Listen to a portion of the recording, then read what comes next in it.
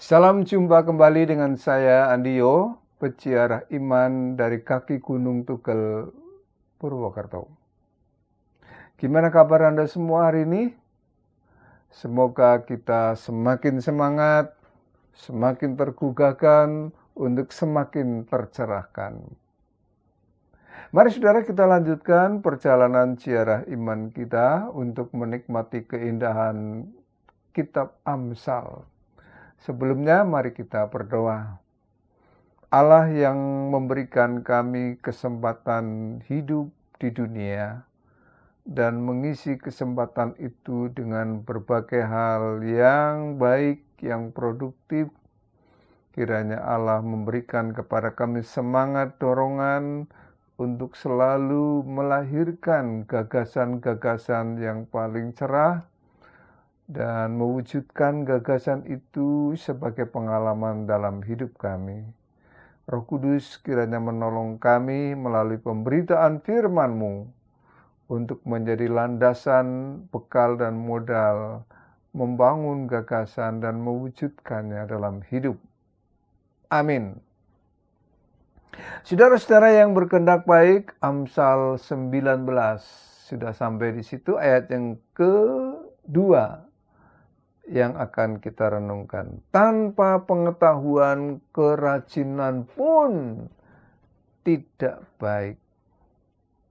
Orang yang tergesa-gesa akan salah langkah. Saudara-saudara, di ajang pencarian bakat bergengsi, Swiss Got Talent, salah satu pesertanya adalah Corinne Satir, seorang seniman karikatur.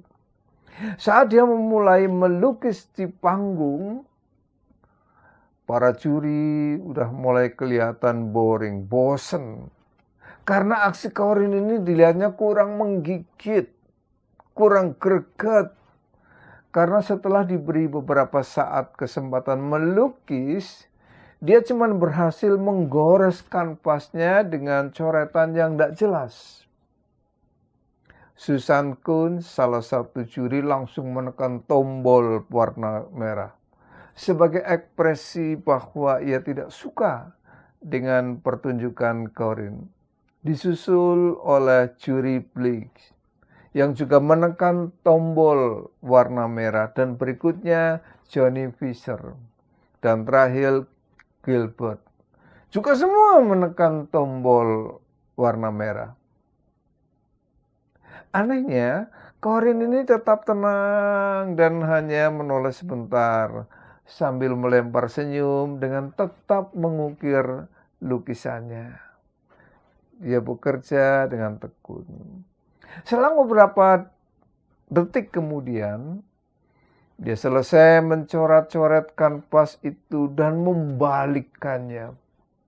Setelah itu dia menabur bubuk putih di atas lukisan yang tidak jelas itu. Dan ternyata saudara-saudara, di sana tampaklah sebuah lukisan yang sangat indah. Tiba-tiba semua orang di ruangan itu memberikan suara sorak pujian, termasuk para juri yang sudah menekan tombol merah. Bahkan para juri ini kemudian merangkul dan meminta maaf untuk kesalahannya yang terlalu tergesa-gesa di dalam memberikan penilaian. Nah, saudara-saudara sekalian yang berkehendak baik, dari peristiwa ini kita mendengar suara pengamsal. Orang yang tergesa-gesa akan salah langkah. Di dalam hidup memang kadang-kadang kita diperhadapkan pada situasi yang krusial, pada keadaan yang membutuhkan kecepatan untuk mengambil keputusan, sebab hitungannya adalah menit bahkan detik. Ditodong pistol yang nempel di kening memang tidak akan bisa membuat kita bebas bergerak dan bebas ancaman.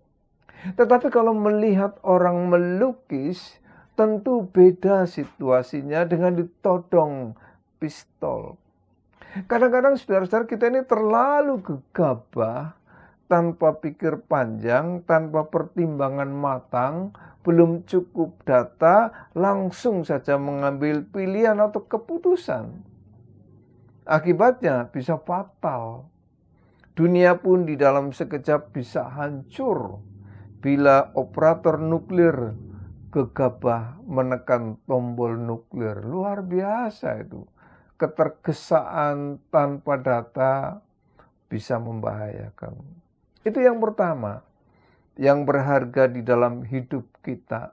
Aja kesusu karping untuk. Jangan tergesa-gesa memberikan penilaian. Apalagi kalau kita tidak cukup data, tidak cukup fakta, tidak cukup mengenal. Mungkin baru mendengar, belum dikonfirmasi. Tetapi kita sudah buru-buru menghakimi, memvonis seseorang. Padahal kita belum kenal sejatinya orang itu. Nah, saudara-saudara, ada peribahasa mengatakan tak kenal maka tak sayang. Kenali dulu. Kalau kita kepengen tahu siapa dia dan bagaimana dia. Jangan belum apa-apa sudah memvonis, menutup pintu, grendel lagi. Itu yang pertama. Yang kedua, kita belajar dari Korin sendiri, yaitu jangan gampang menyerah. Belum apa-apa sudah lempar handuk putih tanda menyerah. Baru dapat kritikan sedikit, sudah mundur. Baru dapat omongan dalam pelayanan, langsung kabur. Apalagi dapat cacian, langsung membentur tembok kita punya kepala. Sikap Korin, saudara-saudara, sangat menggambarkan secara tepat apa yang dikatakan pengamsal. Tanpa pengetahuan, kerajinan pun tidak baik. Korin ini ahli, dia pakar, dia empu, dia tahu apa yang dia tahu. Dia paham betul siapa dirinya. Bahkan dia ngerti apa yang digelutinya.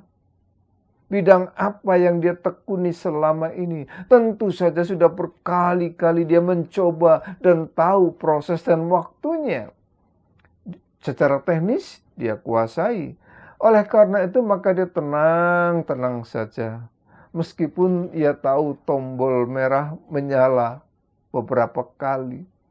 Tanda para juri sudah mulai bosan. Nah, biarpun para juri bersikap seperti itu, dia tidak protes, dia tidak menyalahkan dewan juri, dia bekerja tidak berdasarkan apa kata orang atau bagaimana pendapat orang. Seperti banyak di antara kita, seringkali hidup kita serahkan pada penilaian atau pendapat pada orang. Tetapi Korin ini ya fokus pada apa yang dia yakini dan dia lakukan. Dia tidak terganggu pada sikap-sikap orang dan pada penilaian orang. Bahkan dewan juri sekalipun. Itu hak juri. Dia hargai. Mereka sedang menjalankan tugas dan tanggung jawab mereka. Tidak ada yang salah.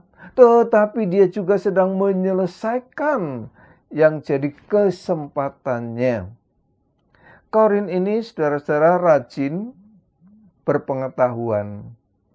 Di dalam kamus bahasa Indonesia, kata rajin diberi arti suka bekerja, getol, sungguh-sungguh bekerja, dan selalu berusaha giat. Maknanya positif. Outputnya, hasilnya positif.